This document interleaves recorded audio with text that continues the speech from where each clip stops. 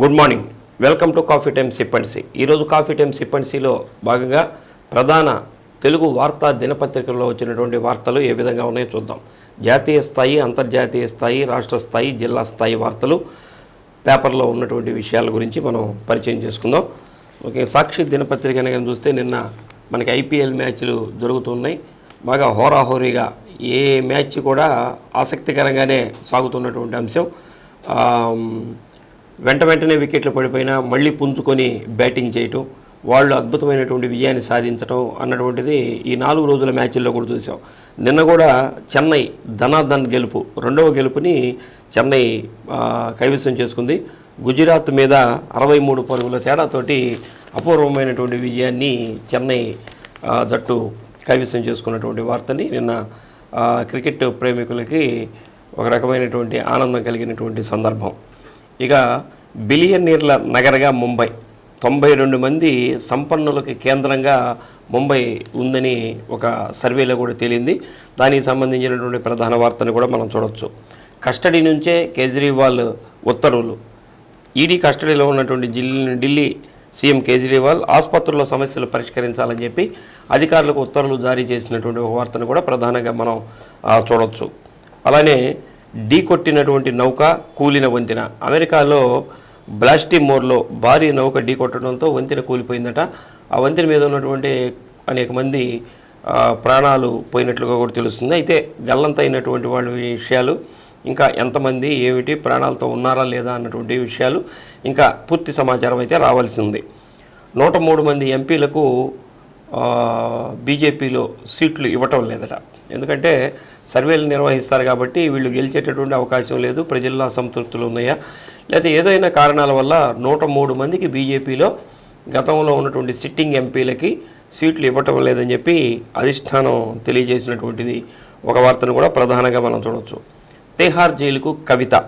ఢిల్లీ మద్యం స్కామ్ కేసులో తెలంగాణ ఎమ్మెల్సీ కవిత 14 రోజులు జ్యుడిషియల్ కస్టడీ విధిస్తూ ఢిల్లీలోని ప్రత్యేక కోర్టు ఆదేశాలు ఇచ్చినటువంటి వార్తను కూడా మనం ప్రధానంగా చూడవచ్చు. ఇది మనకి నేషనల్ వైడ్గా ఉన్నటువంటి వార్తలు. రాష్ట్ర స్థాయి వార్తలు కనుక చూస్తే నేటి నుంచి సీఎం జగన్మోహన్ రెడ్డి గారు బస్సు యాత్ర, అంటే ఎన్నికలు వచ్చేసినాయి కాబట్టి ఆ ఎన్నికల్లో బస్సు యాత్రకి వారు శ్రీకారం చుట్టినట్లు తెలుస్తుంది. ఇడుపలపాయలో ఈరోజు ఈ ప్రచార యాత్రకి వారు శ్రీకారం చుడుతున్నటువంటి వార్తని మనం చూడవచ్చు. అందరికీ న్యాయం మన లక్ష్యం. దేశ న్యాయ వ్యవస్థలో 50% పైగా మహిళలు. సుప్రీంకోర్టు ప్రధాన న్యాయమూర్తి జస్టిస్ డివై చంద్రచూడ్ నిన్న తిరుపతి ఎస్వి యూనివర్సిటీలో వారు ముఖ్య అతిథిగా పాల్గొని మాట్లాడటం జరిగింది. అది ప్రధానమైనటువంటి వార్తను కూడా మనం చూడవచ్చు. ప్రభుత్వ జూనియర్ కాలేజీల్లో ఐఐటికి శిక్షణ ఇస్తున్నటువంటి ఒక వార్తను కూడా ప్రధానంగా చూడవచ్చు. ఇక ఆంధ్రజ్యోతి దినపత్రికని మనం పరిశీలన చేస్తే కోడు ఉన్న బొమ్మల కొలువే, జగన్ బొమ్మ ఉంచాల్సిందే, జేసీల భేటీలో ఉన్నతాధికారులకు హుకుం అన్నటువంటిది ఒక వార్తను కూడా మనం చూస్తున్నాం. కాకినాడలో బాలా త్రిపుర సుందరిదేవి భీమేశ్వర స్వామివారి ఆలయంలో అర్చక స్వామిని అక్కడ ఉన్నటువంటి మాజీ కౌన్సిలర్ కాలుతో కొట్టినటువంటి సందర్భాన్ని ప్రధానంగా రాష్ట్ర వ్యాప్తంగా కూడా ఒక సంచలనమైనటువంటి వార్తగా వచ్చింది. అయితే దీనికి సంబంధించి దేవాదాయ శాఖ అధికారులు పంచాయతీ కూడా నిర్వహించి అతని చేత ఈ ఎవరైతే అర్చక స్వామి ఉన్నాడో ఆయనకి అపాలజీ కూడా చెప్పించాడట. ఆ వార్తని వేశారు. అయితే అతను మళ్ళీ బయటికి వచ్చిన తర్వాత నేనే అపాలజీ చెప్పలేదని చెప్పి మళ్ళీ బేరాలు పరుగుతున్నటువంటి వార్తని ప్రధానంగా చూస్తున్నాం. ఉత్తుత్తి జీవోలు డమ్మి బటన్లే అన్నటువంటి చంద్రబాబు నాయుడు గారు చేసినటువంటి విమర్శల్ని ఒక ప్రధానమైనటువంటి వార్తగా చూడవచ్చు. ఇక దేవుడా నువ్వే దిక్కు, అర్చకులపై వైకాపా నేతల దాడులు, ఆలయంలోనే దుర్భాషల దండకం అన్నటువంటి ఒక వార్తని చూస్తున్నాం. ఇక మోడీ మెగా డిఎస్సిపై తొలి సంతకం. చంద్రబాబు నాయుడు గారు రేపు పరిపాలన కనుక వస్తే 60 రోజుల్లోనే పరీక్షలు నిర్వహిస్తాం, మొదటి సంతకం డిఎస్సి మీద పెడతామని చెప్పి ఈ నిరుద్యోగ యువతీ యువకులకు ఒక వరం లాంటిది, ఒక వాగ్దానాన్ని అయితే వారు చేసినటువంటి వార్తను కూడా మనం చూడవచ్చు. ఇక జిల్లా స్థాయి వార్తలు కనుక మనం పరిశీలన చేసినట్లయితే జిల్లాలో ఎన్నికలు సజావుగా నిర్వహించాలనే ఉద్దేశంతో పోలీసు శాఖ ఇప్పటికే ప్రత్యేకమైనటువంటి దృష్టిని కేంద్రీకరించడం జరిగింది. ముఖ్యంగా మన ఉన్నటువంటి 8 నియోజకవర్గాల్లో ఎవరైతే క్రైమ్ చరిత్ర కలిగి ఉంటారో, నేర చరిత్ర కలిగి ఉంటారో వాళ్ళ మీద ఒక ప్రత్యేకమైనటువంటి దృష్టిని కూడా కేంద్రీకరించారు. అలా పోలీస్ రికార్డు ప్రకారం ఉన్నటువంటి 887 మంది మీద బైండ్ ఓవర్ కేసులు కూడా నమోదు చేసినట్లు నిన్న జిల్లా ఎస్పీ పరమేశ్వర్ రెడ్డి గారు తెలియజేసినటువంటి ఒక వార్తని కూడా మనం చూస్తున్నాం. జిల్లా మొత్తం కూడా ఒక 18 చెక్ పోస్టులను ఏర్పాటు చేశారట. ఇప్పటికీ అక్కడ చెక్ పోస్టుల ద్వారా 1,80,00,000 రూపాయల నగదును కూడా సీజ్ చేయడం జరిగింది. అలానే 214 గ్రాముల బంగారాన్ని, అంటే వాటికి రసీదులు అవి లేకుండా ఉన్నటువంటి వాటిని కూడా సీజ్ చేసినట్టున్నారు. 1872 లీటర్ల అక్రమ మద్యాన్ని, 80.30 గ్రాముల మాదక ద్రవ్యాలతో పాటు 40 కేజీల పాంగోలిన్ జంతువులకు చెందినటువంటి పొలుసులు కూడా దీన్ని సీజ్ చేశారట. మొత్తం మీద భద్రతా విభాగాన్ని పటిష్టం చేసినట్లు జిల్లా ఎస్పీ గారు కూడా తెలియచేయటం జరిగింది. అలానే ఈ 887 మందితో పాటు 426 మంది ఎలక్టోరల్ అఫెండర్లను కూడా బైండ్ ఓవర్ చేశారట. వీళ్ళను కూడా ఈ ఎలక్టోరల్ అఫెండర్లను బైండ్ ఓవర్ చేసుకోవడమే కాకుండా వాళ్ళ నడత ఎలా ఉంది, వాళ్ళు సమాజంలో జీవిస్తున్నటువంటి నడత, ఇంకా అక్రమ మార్గాల్లోనే ఉన్నారా, మంచి జీవితాన్ని గడుపుతున్నారా అన్న దాని మీద కూడా ఎప్పటికప్పుడు వాళ్ళని ఫాలో చేసి వాళ్ళ రికార్డును కూడా సేకరించాలని చెప్పి ఎస్పీ గారు ఉన్నతాధికారులని, అంటే ఎవరైతే పోలీసు అధికారులు ఉంటారో వాళ్ళని ఆదేశించినటువంటి వార్తను కూడా మనం ప్రత్యేకంగా చూస్తున్నాం.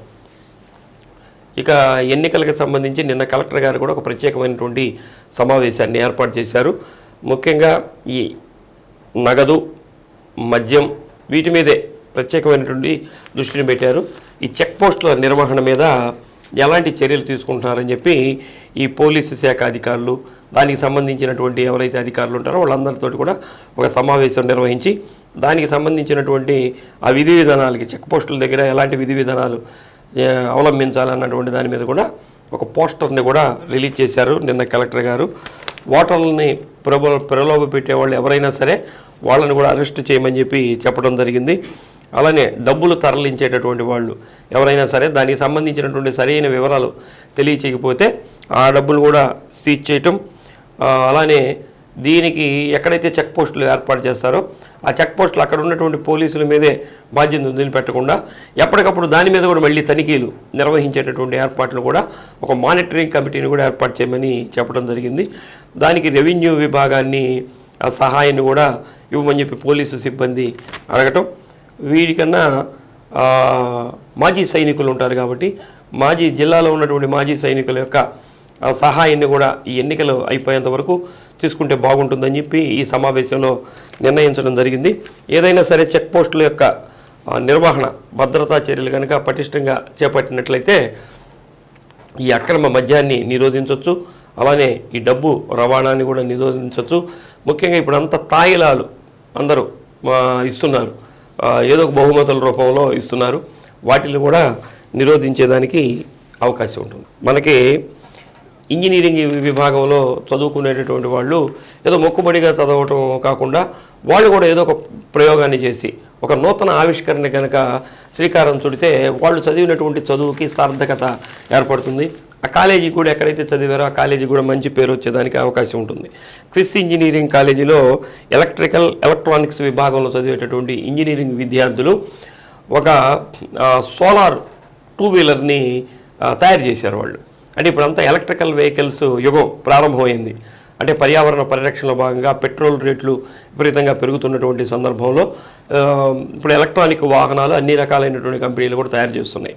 అలానే ఇప్పుడు మనది ఎక్కువగా ఉష్ణశీతల ప్రాంతం, ఎక్కువగా వేడి ఉండేటటువంటి ప్రాంతం కాబట్టి ఈ ప్రాంతంలో మనం సోలార్ వాహనాలు కూడా ఉపయోగించుకుంటే మంచిది.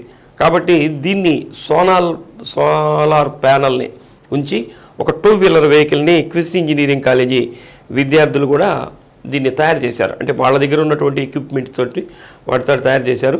అది చక్కగా తిరుగుతుంది కూడా. అలానే ఇప్పుడు మన ఆటోలు, కార్లు బ్యాక్ గేర్ వేసుకుని వెనక్కి వెళ్ళే ఏర్పాటు కూడా దాంట్లో చేశారు. 2-వీలర్ కూడా బ్యాక్ మనం పోవాలంటే అలాంటిది కూడా ఏర్పాటు చేశారు. దీన్ని బాగా ఒక మంచి కంపెనీకి ఈ రైట్స్ ఏదైతే ఉందో దీని విధి విధానాలు అన్ని పెద్ద కంపెనీలు ఏదైతే ఉంటాయో వాళ్ళ గనక ఈ రైట్స్ కనుక ఇస్తే ఎక్కువ మందికి ఇది ఉపయోగపడేదానికి అవకాశం ఉంటుంది.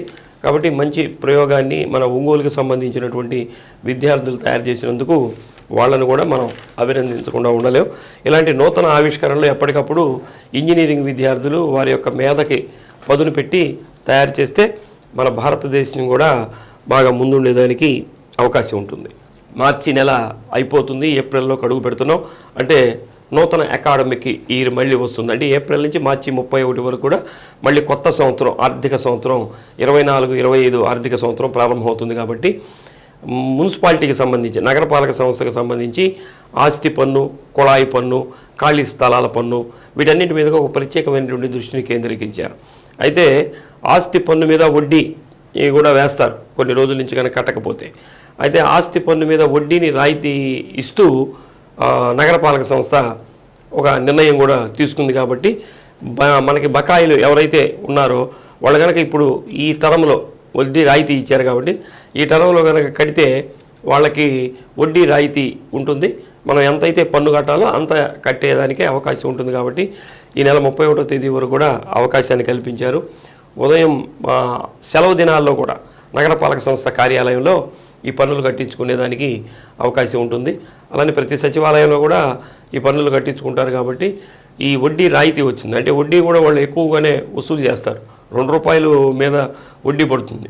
కాబట్టి ఈ వడ్డీ రాయితీ అనేది మంచి అవకాశం వచ్చింది. కాబట్టి పాత బకాయిలు ఉన్నటువంటి వాళ్ళు ఈ నెల 31వ తేదీ లోపల కనుక చెల్లిస్తే ఒంగోలు నగర అభివృద్ధికి మనం కట్టించేటువంటి పన్నులు నగర అభివృద్ధికే పనికొస్తాయి. ముఖ్యంగా ఈ పన్ను బకాయిలు చిన్న వీళ్ళ వాళ్ళ ఏం పెద్ద బకాయిలు ఉండవు. వాళ్ళంతా 500-1000 రూపాయలు లోపల ఉంటుంది. కాబట్టి వాళ్ళు కట్టేసుకుంటుంటారు.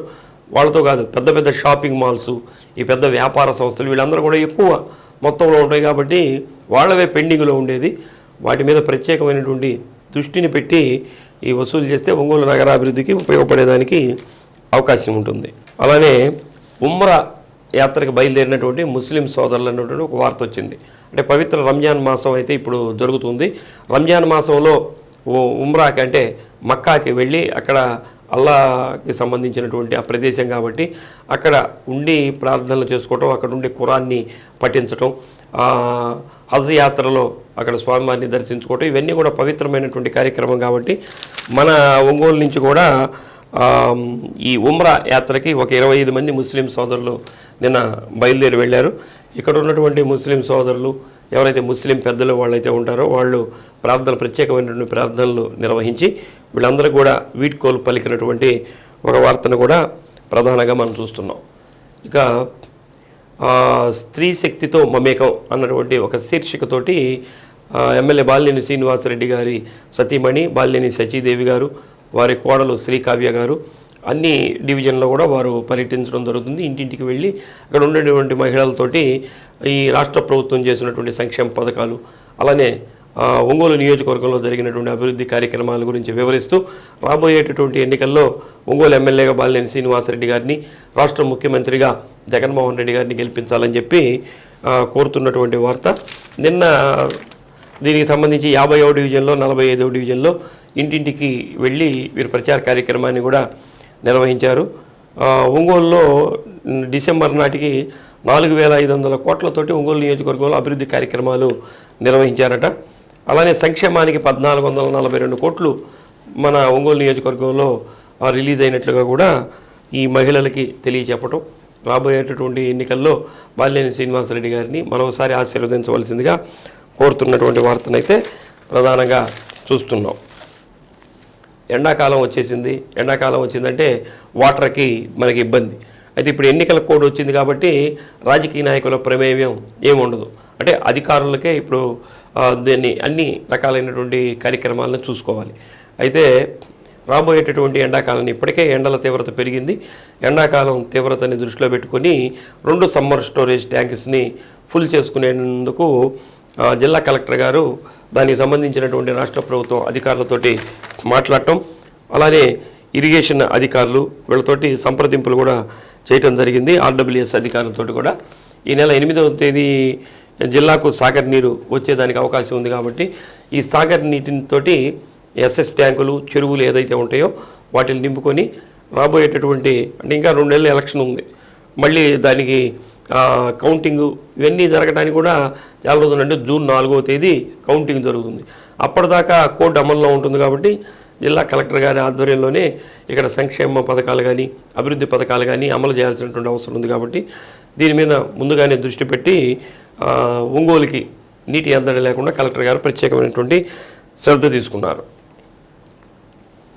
ఇంకా మనం ఓటు హక్కు వినియోగించుకునేదానికి ఎన్నికల కమిషన్ ఇంకా అనుమతి ఇస్తూనే ఉంది. వచ్చే నెల 16వ తేదీ లోపల కొత్తగా ఓటు హక్కు వినియోగించుకునేటటువంటి వాళ్ళు ఓటు హక్కుని కొత్తగా అప్లై చేసుకోవచ్చు. అలానే ఏదో కారణాల వల్ల కొంతమంది ఓట్లు తొలగింపు కార్యక్రమాలు కూడా జరిగినట్లున్నాయి. అటువంటి వాళ్ళు కూడా కొత్తగా దరఖాస్తు చేసుకునేదానికి అవకాశం ఉంటుంది. జిల్లాలో 6,000కు పైగా కొత్తగా ఓటు హక్కు దరఖాస్తు చేసుకున్నారు. అలానే కొన్ని తొలగించినటువంటివి కూడా ఉన్నాయి. వీటన్నిటి మీద కూడా ప్రత్యేకమైనటువంటి శ్రద్ధ పెడుతున్నట్టు తెలుస్తుంది. ఏదేమైనా సరే వచ్చే నెల 16వ తేదీ వరకు కూడా మనం కొత్తగా ఓటు హక్కు పొందేదానికి అవకాశం ఉంది. కాబట్టి ఇంకా ఓటు హక్కు లేనటువంటి వాళ్ళు దీన్ని సద్వినియోగం చేసుకోవచ్చు. ఎన్నికలకు సిద్ధమవుతున్నటువంటి పోలీసు విభాగం జిల్లాలో మనకి 2,183 పోలింగ్ కేంద్రాలు ఉన్నాయి. వీటిలో 434 సమస్యాత్మక పోలింగ్ కేంద్రాలుగా గుర్తించారు.